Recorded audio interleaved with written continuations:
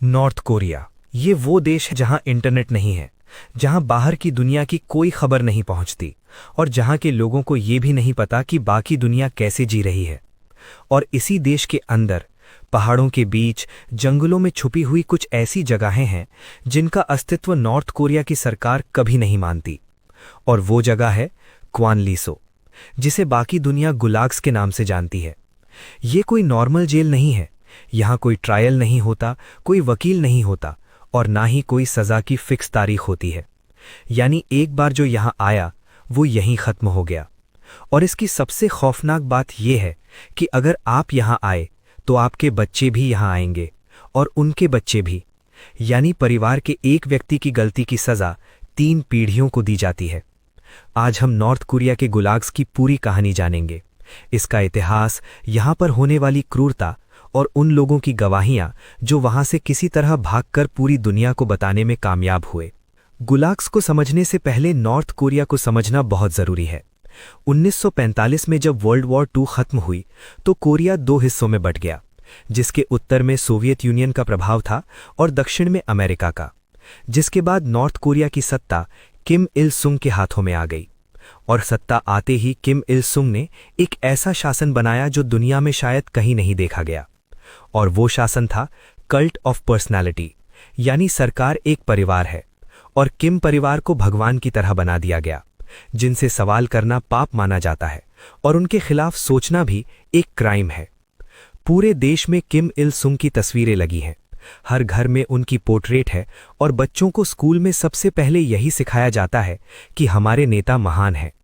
और जो भी इस सिस्टम को नहीं मानता उसके लिए क्वानलीसो है। आज नॉर्थ कोरिया में किम इल सुंग के पोते किम जोंग उन का राज है, यानी 3 पीढ़ियों से एक ही परिवार का राज है। और उतनी ही पुरानी है गुलाग्स की दीवारें। नॉर्थ कोरिया के गुलाग्स को ऑफिशियली तौर पर क्वानलीसो कहते हैं। कोरियन में इस शब्द का मतलब है कंट्रोल प्लेस, यानी वो जगह जहां लोगों को कंट्रोल किया जाता है। असल में ये एक मैसिव प्रिजन कैंप्स हैं जो नॉर्थ कोरिया के पहाड़ी इलाकों में बने हुए हैं।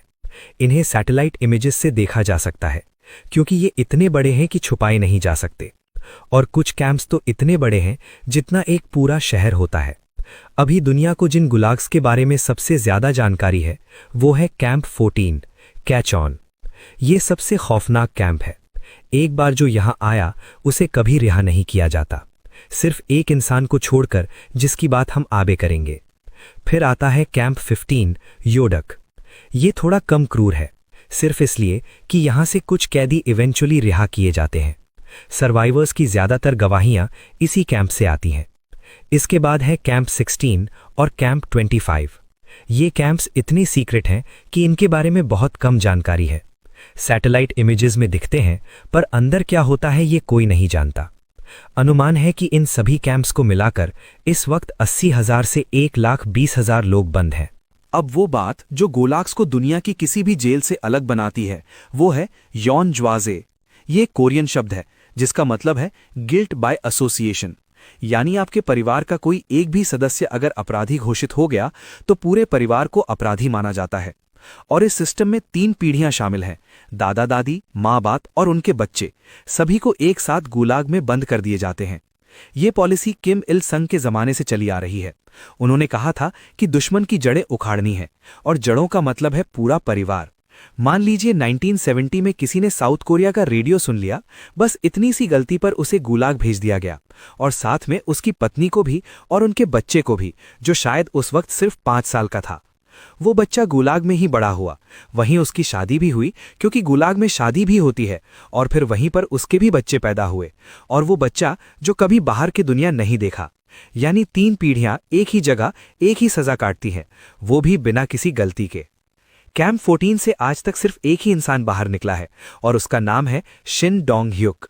शिन का जन्म कैंप 14 में ही हुआ था। उसे बाहर की दुनिया का कोई अंदाजा नहीं था। उसे ये पता ही नहीं था कि कैंप्स के बाहर भी कोई जिंदगी होती है। उसके लिए गुलाग ही उसकी पूरी दुनिया थी। जब वो 14 साल का था तो उसने अपनी माँ और भाई को एस्केप की प्लानिंग करते हुए सुना और उसने ये बात गार्ड्स को जाकर बता दी। मगर क्यों? क्योंकि उसे यही सिखाया गया था कि गुलाग में लॉयल्टी सिर्फ किम परिवार के प्रति होती है, अपने माँ बाप के प्रति भी नहीं। जिसके बाद उसकी माँ और भाई को उसकी आंखों के सामने ही फांसी दे दी गई। शिन को इस बात का अफसोस था, पर उस वक्त नहीं।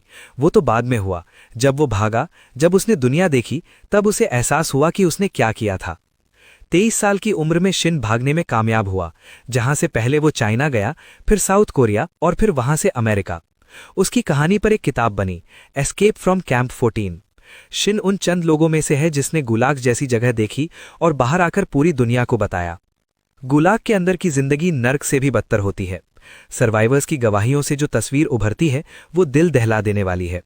गुलाग में कैदियों को हर रोज 12 से 16 घंटे तक काम करवाया जाता है और खाना दिन में सिर्फ 2 बार, वो भी मुट्ठी भर कॉर्न और कुछ नमकीन पानी। इतना कम कि शरीर धीरे धीरे टूटने लगता है। सर्वाइवर्स ने बताया कि भूख इतनी होती है कि लोग चूहे, घास, कीड़े जो भी मिले खा लेते हैं। कैंप में जब 2 कैदी शादी करते हैं तो उनके बच्चे भी कैंप में ही पैदा होते हैं।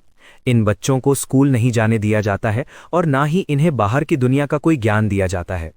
अगर कोई काम में ढीला पड़ा या किसी ने भागने की कोशिश की या किसी ने कोई रूल तोड़ा तो उसे सजा तुरंत मिलती है। कैंप के अंदर टॉर्चर सेल्स हैं जिन्हें स्वेट बॉक्स कहा जाता है। ये इतना छोटा है कि बैठा भी नहीं जा सकता।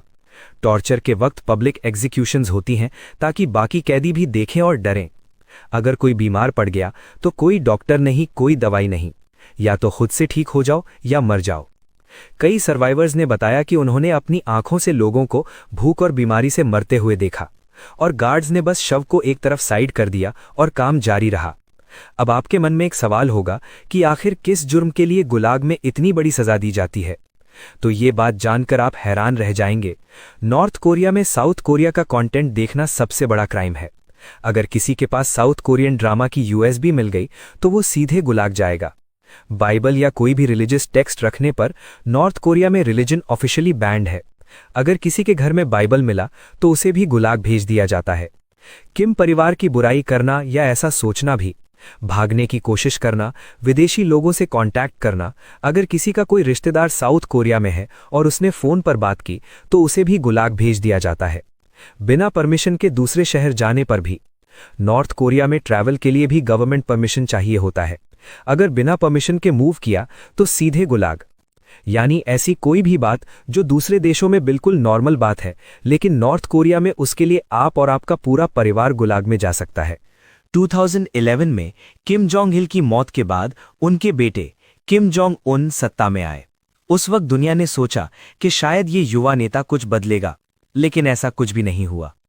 किम जोंग उन ने गुलाग्स बंद नहीं किए, बल्कि उसने अपने शासन को और मजबूत करने के लिए उसका इस्तेमाल और बढ़ा दिया। यहां तक कि उसने अपने करीबी लोगों को भी नहीं बख्शा। उसने अपने चाचा जैंग सॉन्ग थैक को, जो उसके मेंटर माने जाते थे, पब्लिकली एग्जीक्यूट करवाया।